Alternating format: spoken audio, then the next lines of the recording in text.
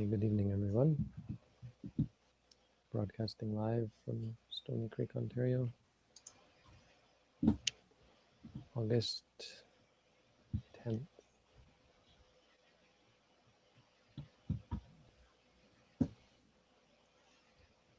Apologies for the quote there.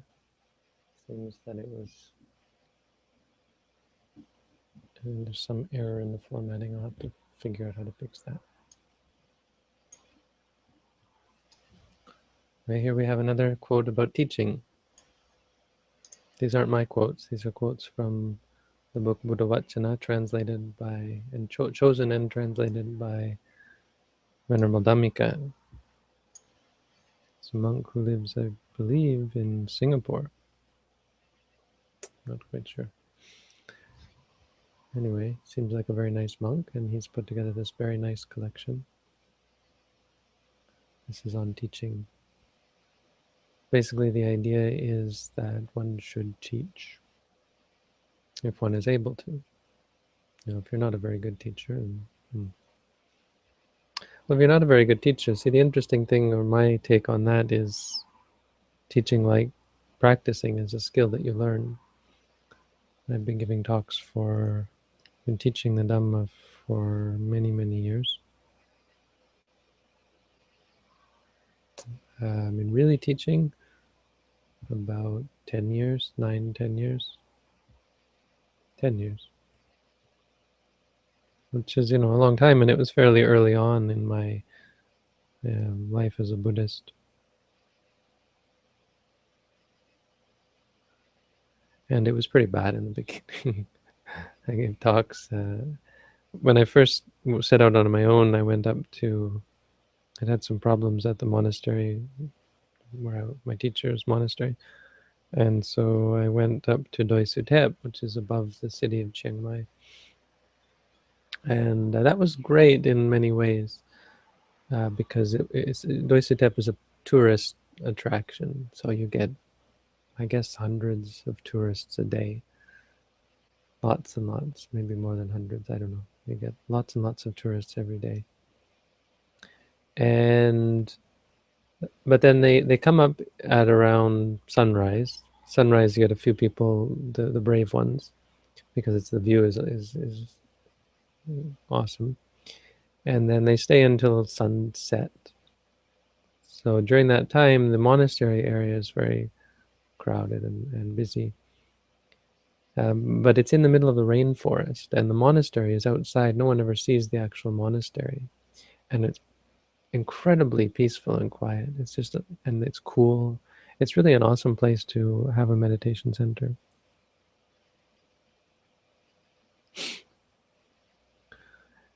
And and the number of people that come to, we were having 10, 15 meditators constantly staying with us. Of course, it was a nightmare to run. And we had no kitchen, so we turned a library into a kitchen and had this sink that I had to drain it manually and that kind of thing. Our cook took the brunt of it. But I was teaching so much. I just started giving talks every day. Every morning I would give a talk, and then every evening I would give a talk, and then there'd be one-on-one instruction. And I think the talks in the beginning were pretty bad. You can go on some of them. Eventually, I started recording them. I think I was recording talks like 2006. So if you go on my audio page, I think they're still there. Some talks that I gave 9 years ago. And you should be able to see the difference. In fact, you can probably mark a sort of an evolution, as you could probably do with the videos. When I first started putting up YouTube videos, not quite as comfortable. Now I just blather on and never get to the point. I'm getting old. But the point is that teaching is a skill. It's something that you work on. A lot of it has to do with your ability to speak, your ability to pass on what you've learned. Some people are awesome meditators, but have trouble teaching, have difficulty teaching. Can be an enlightened arahant and not be able to teach very well at all. simply due to lack of training, lack of practice. So yeah, the Buddha's encouragement here, I think I would add something just a little bit that don't be discouraged. He says, so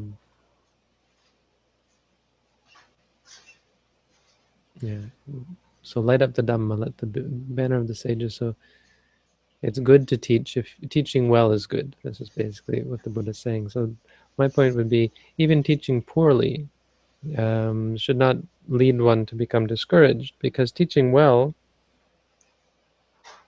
is often necessarily preceded by teaching poorly. And the most important, really the only improper teaching is teaching for the wrong reasons.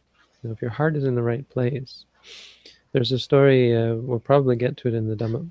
We will get to it if we continue the Dhammapada stories. We'll get to this story. It's about this lay disciple who goes to see the monks, and he asks for a teaching.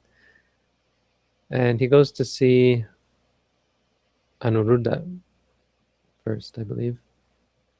No, he goes to see Revata, I think. And Revata, because Revata is known for not talking. He likes to be alone. So he goes to see Revata, and Revata doesn't even talk to him. Revata says, okay, come sit down. He says, I want to learn the Dhamma. So Revata says, okay, then come and sit down here. And so he sits down thinking, hey, if I sit down, then he'll teach me. But actually, Revata's intention is, okay, you want to learn the Dhamma, sit down and practice. So he's just doing whatever he can to get this guy to be quiet and meditate. And so once he sits down, Revata is quiet and doesn't say anything. And the guy gets upset, and he stands up and storms off. And he says, well, that was useless. And he goes to see Sariputta, I believe. And Sariputta sits him down. He says, Sariputta, please teach me the Dhamma. I've come here to listen to the Dhamma. And Sariputta sits him down and starts going through the Abhidhamma with him. You know anything about the Abhidhamma? It's very, very long and detailed. So it's the polar opposite of what he got with the first guy. And Sariputta gets, just about 5 minutes in, and the guy, excuse me, he gets up and he says, I'm sorry, thank you, that's enough. And he gets up and walks away, fuming at this point. And he goes on, and he's looking around, and he sees Ananda. And he goes over to Ananda and sits down with Ananda and says, Venerable Sir, I need you to teach me the Dhamma, please. I'm at my wit's end. I need to find someone who can properly teach the Dhamma. I think he's ranting each time. So when he gets to Ananda, when he gets to Sariputta, he says, look, I went to see Revata. He didn't talk at all. Please teach me the Dhamma. So Sariputta teaches him in length. Then he goes to see Ananda, and he tells Ananda, I went to see Revata. He didn't teach. I went to see Sariputta, and he taught way too much. Just way over my head. Too much detail. Please teach me properly. So Ananda sits him down and teaches him just perfectly. Not too much, not too little. And yet, after some time, this guy is still dissatisfied, and he gets bored, and he says, yeah, okay, fine. He says, really, I don't know why I'm bothered. I'm just gonna, that's enough, thank you. And he gets up and he walks away. He says, I gotta go to the source. It's the only way. So he goes to the Buddha, and he says, Venerable Sir, I've been to Revata. Revata didn't teach me anything, wouldn't say a word. Went to Sariputta, he taught me way too much. Went to see Ananda, and he's just teaching me, just an ordinary talk that's not too little and not too much. It's probably actually perfect, but totally, he says, totally uninspiring or unappealing. And he said, why is it, what is the reason for this? And the Buddha says, well, I know the reason. He says that this is just the way of the world. What do you mean? What is the way of the world? Well, people speak poorly of those who don't talk.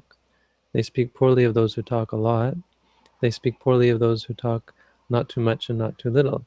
There's no one in this world who's free from people talking poorly about them. That's the teaching the Buddha gave.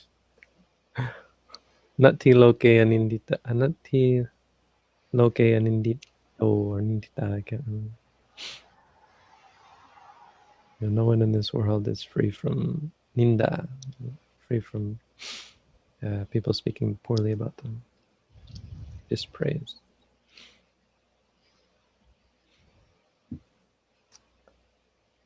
So yeah, the no, receiving dispraise, receiving criticism, is of course something that we should welcome, and this goes as well with teaching. If we teach poorly, we have to well, we have to learn from it and adjust, but we certainly don't have to stop sharing the Dhamma. Right? So if you're teaching Dhamma for fame or for praise or money, no, then yeah, bad problem. But if your heart is in the right place, if you intend to help other people, then certainly this is something that should continue. It shouldn't be you can't delude yourself. What it means is not going out and finding students. But when people ask, or when people have problems and they ask for advice, you shouldn't say, well, I don't know the Dhamma, so I'll just, whatever, give them something simple. No, you should actually say, well, this is what is really going to help this person. Let's see, let's give that as our advice. You want my advice? Well, there's this meditation practice I've been doing, and it's quite helpful. I can show you how. And certainly don't be afraid to share. It can be quite useful. So anyway, it's about, there's this curious statement of the Dhamma being the banner of the sages. I think it's called elsewhere the banner of the Arahants. It's our banner, our flag. The Buddhist flag is the Dhamma. This is why you see the Dhamma wheel on the Buddhist flag. You also see it on the flag of India. The Dhamma wheel, the Buddhist Dhamma wheel, is on the flag of India. It's only on there because of King Asoka, I think, and what great king he was. But he was a Buddhist king, and so it's the Dhamma wheel from the Buddha.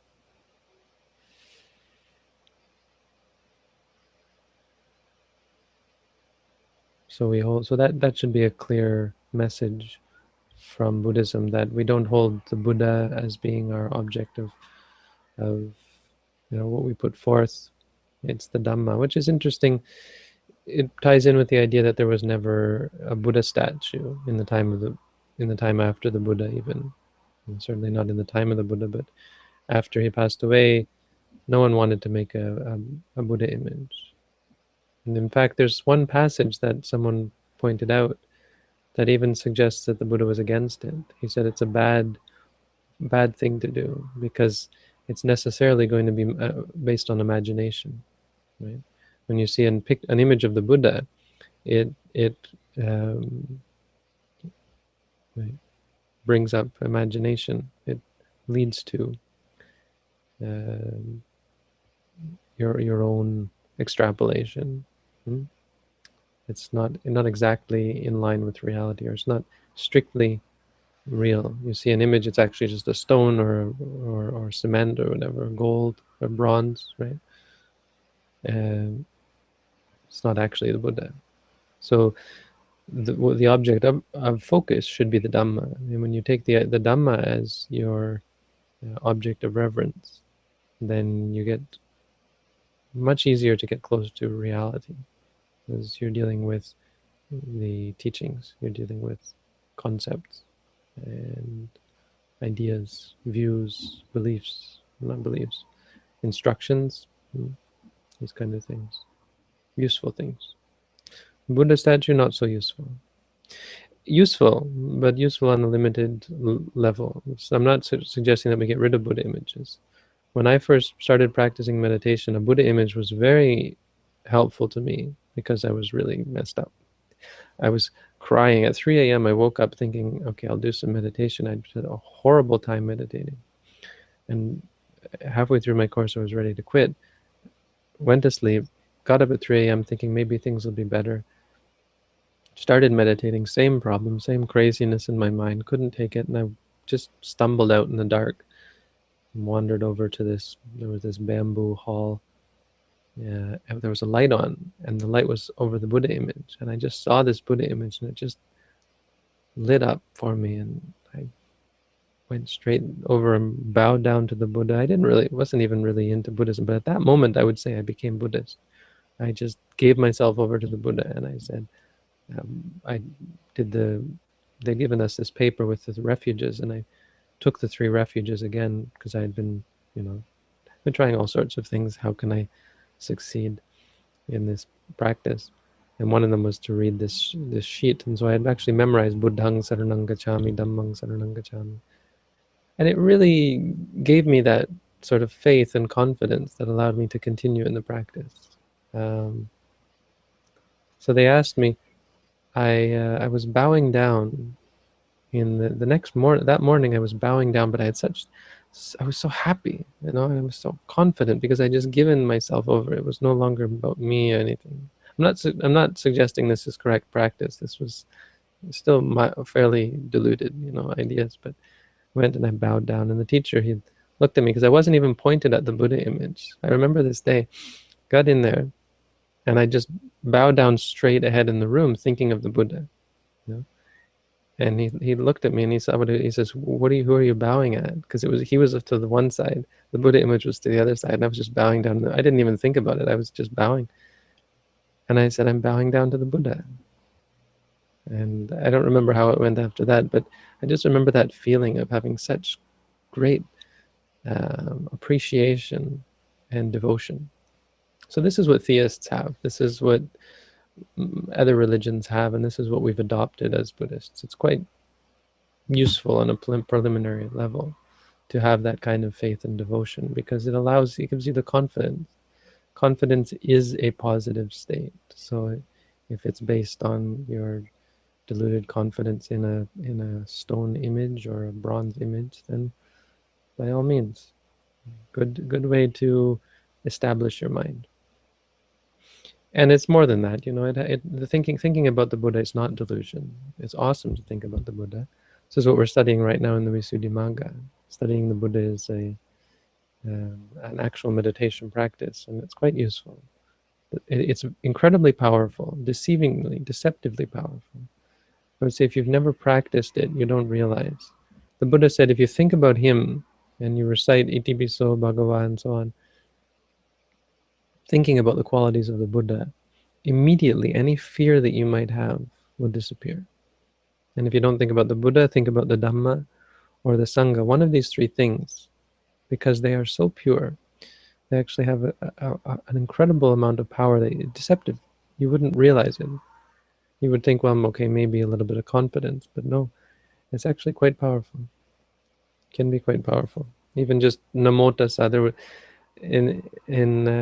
how people say God bless you or bless you when you sneeze or something, but there came to be this practice of saying Namo Tassa Bhagavato Arahato Samma Sambuddhassa whenever there was a problem, kind of like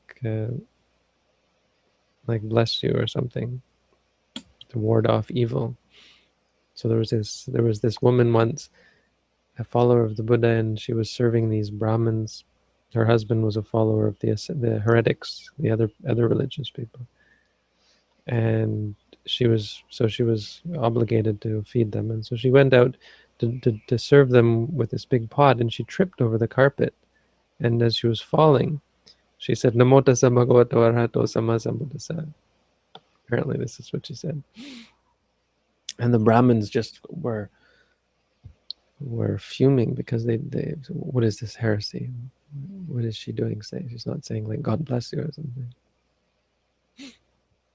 Anyway, yes, I know we've gotten way off track. As I said, I'm rambling in my old age, but it's all good. It's all Dhamma. Nothing wrong with it. So the point was, nothing wrong with paying respect to the Buddha, Dhamma, Sangha, but we much more take the Dhamma as our The Buddha himself paid homage to the Dhamma. The Dhamma is our banner. Lift the banner of the sages high. How do we do that? How do we take the Dhamma as our banner? It's like a holy war, right? In a holy war, they have their banners and they have their weapons and they go to war. Our war is simply to teach, simply to tell the truth that we have been given and to some extent have realized for ourselves. So that's the Dhamma for tonight. Thank you all for tuning in. And if there are any questions, happy to answer questions. Preferably questions about meditation practice.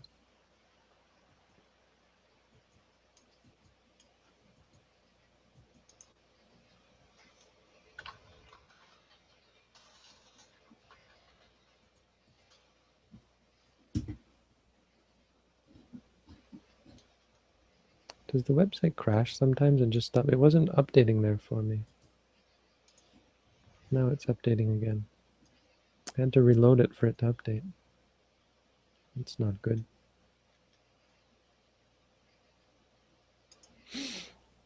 Now I see the questions. What can we do if our body reacts to a stimulus like the bell ring before we realize what's going on? I mean, whenever you catch it, meditation isn't about the past or the future, it's about the present.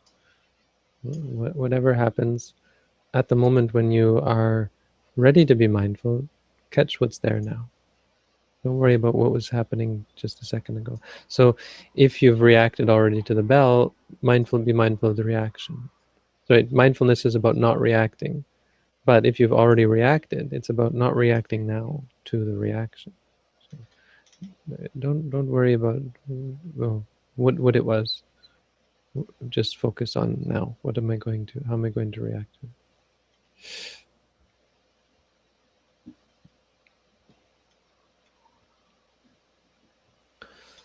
Often I find my mind trying to multitask while meditating. I'll have a thought come up, and while I turn my awareness to it, my mind will sort of stay with the breath in the background. Hey, Robin, you want to ask the questions while you're here? Sure. Anyway, I've got this one done, I think. Is this something I need to rework?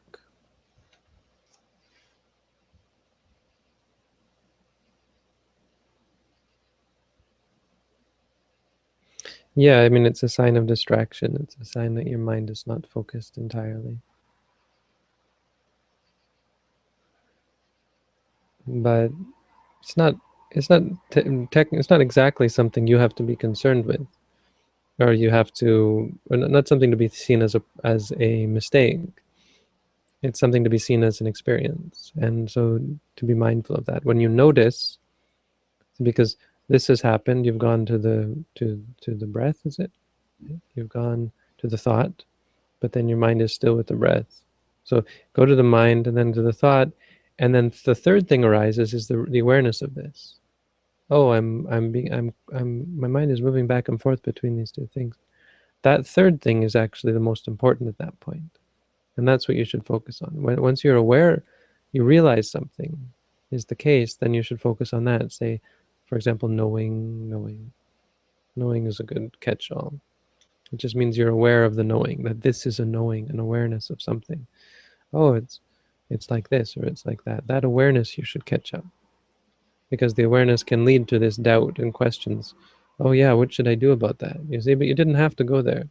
You had the awareness of whatever it was, in this case, that your mind is wandering.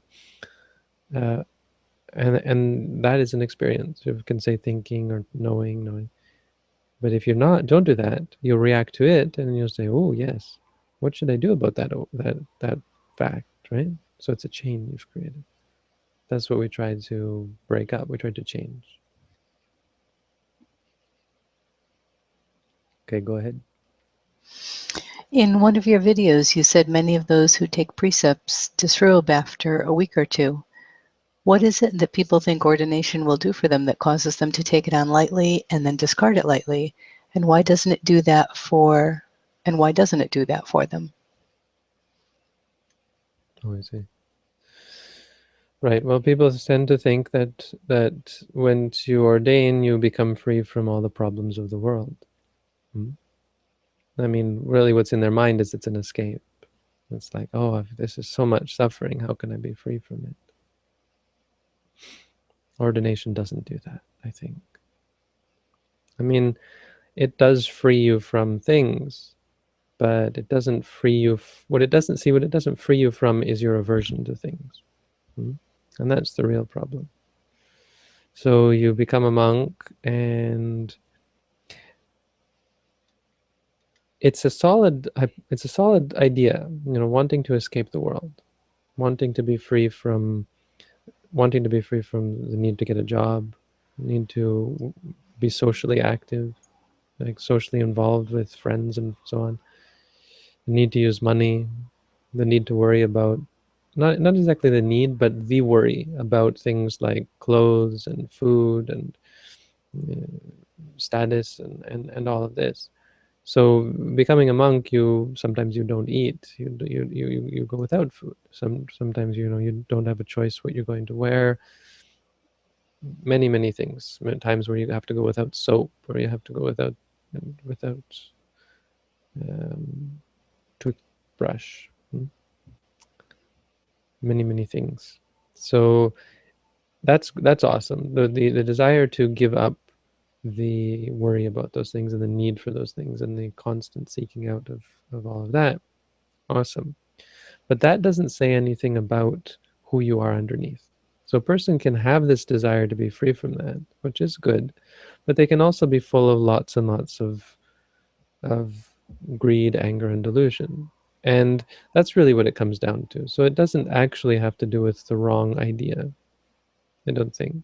The idea is fine, wanting to leave society. The question really, when you think about it, is whether they're ready. So they become a monk. The problem is not that it wasn't what they thought. The problem is they're not ready for it. They're not capable of it.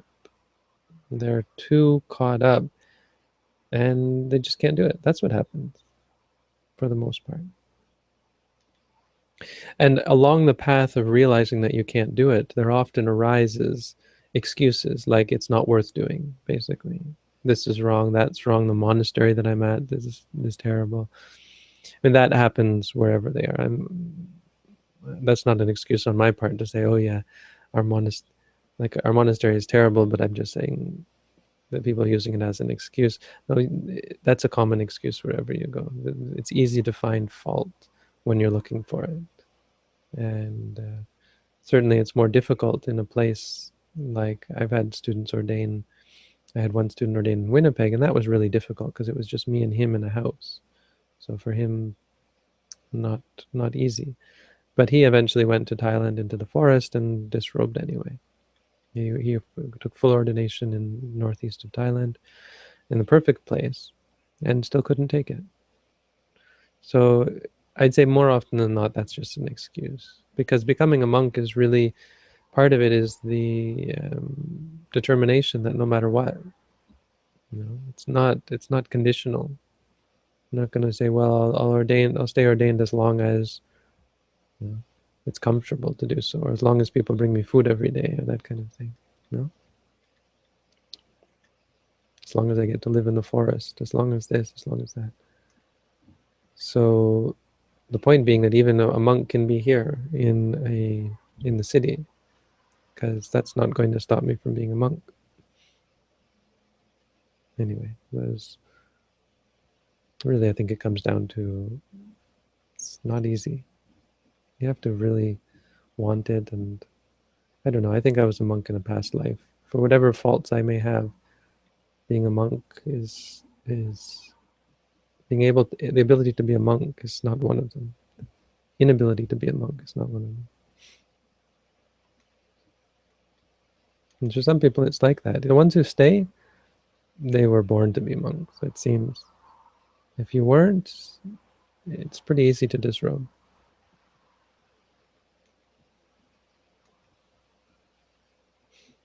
Okay, next.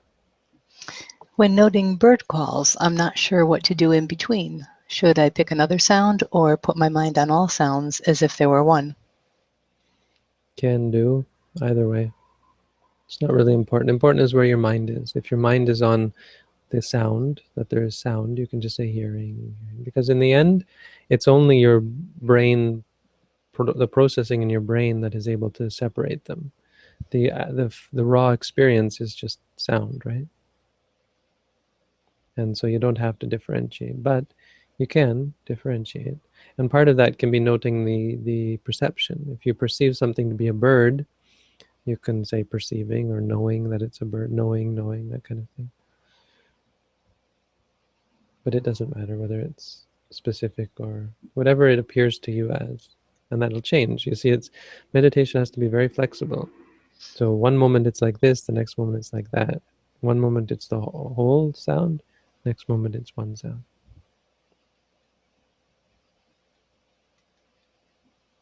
Okay, next. We have a question from Two Thumbs Fresh, probably one of the more interesting names in our meditation group. Regarding Buddhist imagery, what is the thought on tattoos depicting the Dhamma wheel? I feel such a physical reminder may help my practice. I understand this may impact the ego. Tattoos, huh? You know, there was a guy who got arrested in Sri Lanka for entering the country with a Buddha tattoo on his arm. I saw that news story, yeah. Not exactly arrested. I think he was just deported, right? But they took him into custody and interrogated him and said, "Do you realize what you've got on your arm there?" Yeah, there was a woman as well. They would not let her into the country. She was detained. Yeah, they definitely won't let you into the country. But yeah. So keep that in mind.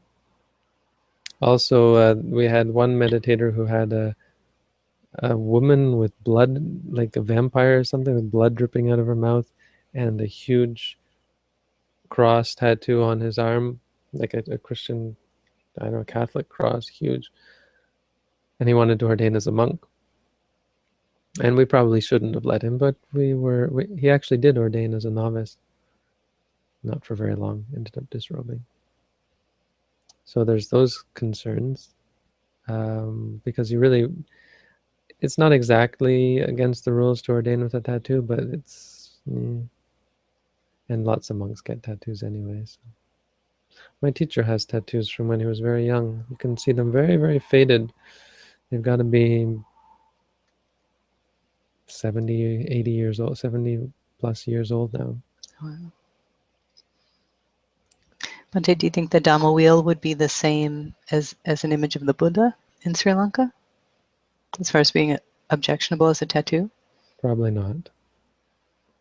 But it's, I mean, the point is that it's questionable as to how respectful that is, to put it on your body, because the body is not considered to be a temple in Buddhism. The body is this thing that we've gotten stuck with, and it's like calling yourself the Dhamma kind of thing, which, I mean, we are Dhamma, we're all Dhamma, but the Dhamma in the Dhamma wheel, that's the highest. I was just talking about how high it is. That's something that it's our banner, our flag, right?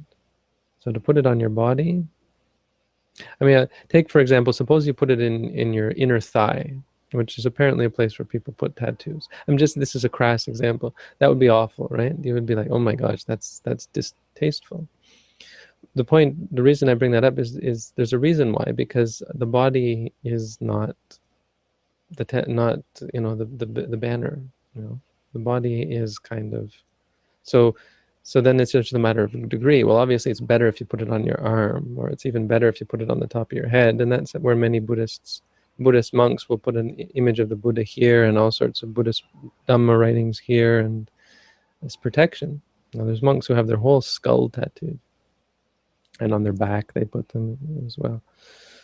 But and so in Thailand this is fine. There's no sense that is disrespectful, but you have to keep in mind that could be considered disrespectful by some people. So there's those concerns. I'm certainly not impressed by it personally, because it seems to me it's not about us. And so you say ego. That's a good point, I think.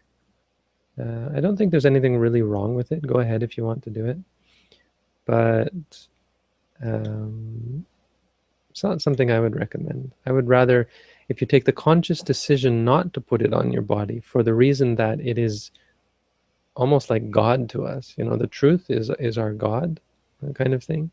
I don't know if that's going too far, but truth is, it's that awesome. It's like the awesomest of the awesome.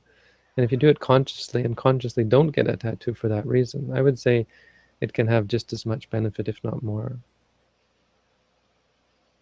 Just on a tangent, recently I was in Florida, and there was a woman came to our meditation group, and she had written some Devanagari on her arm. I think her inner arm or somewhere here. I can't remember. And I was looking at it. I said, "Oh, that's an interesting tattoo."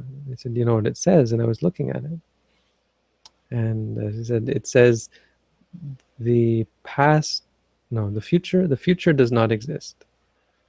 That's what it says. And so I was looking at it, and I couldn't get it. I was trying to get what are the words, and trying to figure out how they translate into the future does not exist. And eventually I was just like, whatever. But then it was bothering me. So I said, okay, let me hold it up and let me see it. And then finally it hit me. It actually did say, the future does not exist. And it was written in Devanagari script, which is, I don't know if I'd go for such a thing, because it's permanent. It was also, you can't really write the future does not exist in Devanagari, and it was not right, not correct. Anyway, Tattoo removal is a very lucrative business. you can get them removed, right? Thousands of dollars. Yes, my son is getting some removed and he's paying a lot of money for it. It's a very lucrative business. Yeah. And the fact that it's lucrative should make you think twice. I mean, the Dhamma wheel I don't think is like that. It's not an embarrassing tattoo that you'd want to have removed. I'm just not convinced that it's the right way to go. I'm not anti-tattoo. I guess I am, but just in the sense that I don't recommend it. I'm not going to look down on someone who has a tattoo, or it certainly doesn't offend me. But I'm not convinced that it's the right thing to do.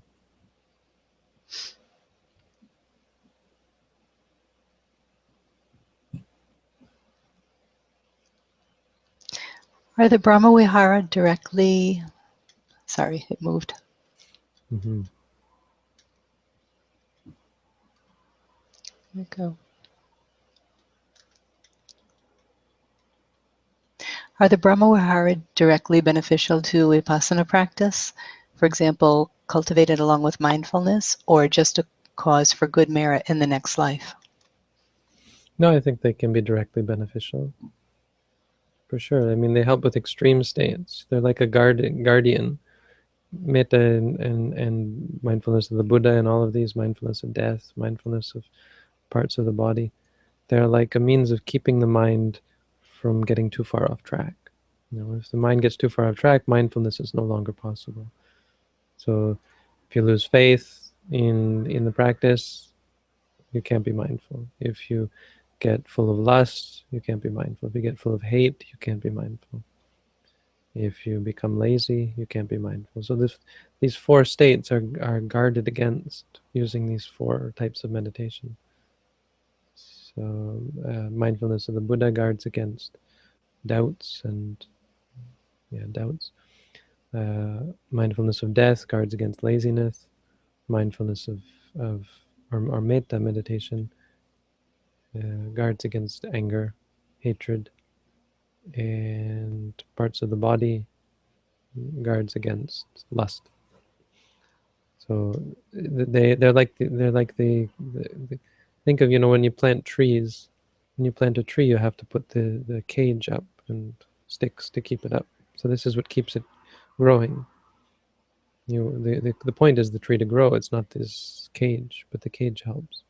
Cage keeps it from falling over.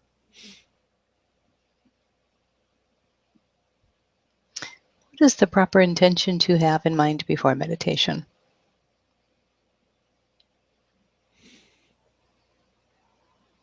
And what is the proper intention? That's a good question, I suppose. To be mindful, I mean, to see things as they are.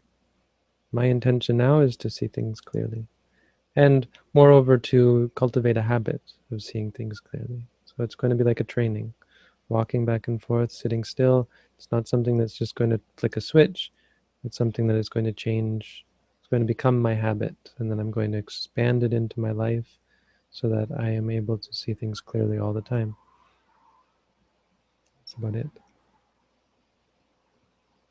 I think it should be simple like that. I don't think there should be much more intention. Like I want to become enlightened, or want to levitate, or read people's minds, or remember past lives. Those can be problematic.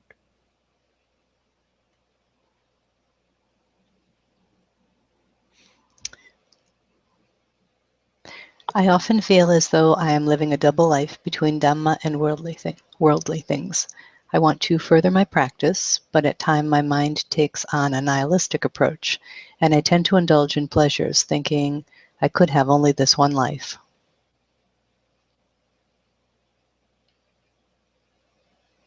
Do you have any tips for overcoming this?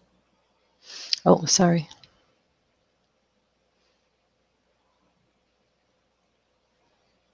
That's all. He just finishes it with, do you have any tips for overcoming this?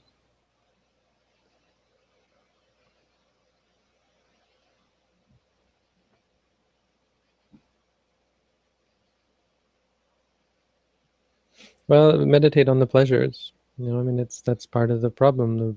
Why we're meditating is then we have this knowledge that we are not really satisfied by pleasures, and yet we still seek them out. And so being mindful of the pleasures, meditating on them, seeing them clearly can help you. You see it immediately relieves the desire to chase after. It's just a matter of cultivating that habit and cultivating the ability to constantly see. It's you know, it's conflicting, right? We have conflicting mind states, and they're gonna try to one up each other all the time. So we have to work in that direction. The Buddha said it's like a tree leaning in one direction. Very hard for it to fall in the other direction. It's not going to fall in the other direction. So you have to pull it up and lean it in the other direction. Get your mind to incline towards freedom, towards peace. Otherwise, it's going to fall in the other direction.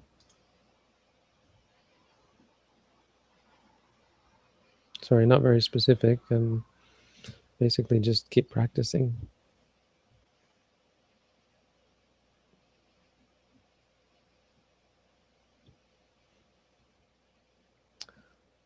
Right. So let's. I think that's all right. Robin, you want to say something about our new project? I do. Yes. So we put our campaign online tonight. If you go to Bhante's YouTube channel, it's there, or it's also on his Facebook page. And it is our campaign to gauge the interest and support for a monastery meditation center to be established in Hamilton in January. So Bhante is going to be returning to school in September, and if all goes well, establishing a meditation and monastery in that area, right in the area of the school in January. So our You Caring campaign is on his page on YouTube and also on Facebook. And early support would be fantastic, because with these fundraising campaigns, they really suggest that, you know, if people have the ability to support it early on, it's very encouraging, because a campaign that's receiving some early support, the more support it receives, the more interest and support it will receive. It just kind of generates and snowballs, and it'd be really wonderful to support Bhante in this endeavor. It's a very worthwhile project. And there's also something that ties in a little bit with that. We had a planning meeting earlier, and we were talking about, you know, the many things that a new monastery and meditation center will need, you know, support from volunteers. So just a very beginning idea of seeing what sort of interest there would be among people that follow Bhante's teachings online to being part of an online volunteer group. And we've tentatively picked out Sunday night at 9:30 p.m. Eastern as potentially a good time for this group to get together on a weekly basis. You know, we're all here meditating from 8 to 9 Eastern time. That's what my frame of reference. Might be different where you are, but directly after the meditation, we listen to a Dhamma talk, and directly after that would be a group for an online group for anyone who's interested in becoming a volunteer. There's lots of different things that a monastery meditation center would need, and many of them can be arranged from people that are quite a distance away. So just another level of support to try to assist in helping this meditation and monastery really come to be. Thank you, Robin. Thank you. We'll be starting the McMaster Buddhism Society in September, which I'm kind of keen about. There's hopefully, I have to contact them, but the head of the people who have set it up said we were going to meet sometime in August. So at Welcome Week, we're going to have they have this thing called a Clubs Fest, where all the clubs have a table. So we're going to actually have a table where people can come, and students at the university can come and sign up for the club, and we'll have meetings and sessions and sort of snowball from there. The idea is that eventually whatever place we have will be the headquarters of the McMaster Buddhism Association. And for many of you that means nothing, because none of you are in the area or go to McMaster. But it should mean something, because if we have a solid local support, it means we can accomplish much more internationally. I'll be able to much better produce videos and have higher quality teachings as I have the audience and the support here. So there's that. Yeah, you're kind of a one-man band sometimes with all the different things that you do, and with going back to school. That's going to be rough. So it'll be nice, even for people that are outside of the local area, there can potentially be people who are interested in helping, that have particular talents that might lend themselves to even helping from a distance. We were just talking in the planning meeting about, even if there's someone who has the knowledge of how to facilitate Sirimangalo International becoming a recognized nonprofit organization, things like that. There's really a lot of things that are needed, and if anyone is interested in any aspect of assisting with this, if you show up to the Sunday night 9:30 p.m. Eastern Time meeting, we would definitely appreciate the support. And I'm just looking at the Eucarian campaign, and it's up to $822. Awesome. Very nice.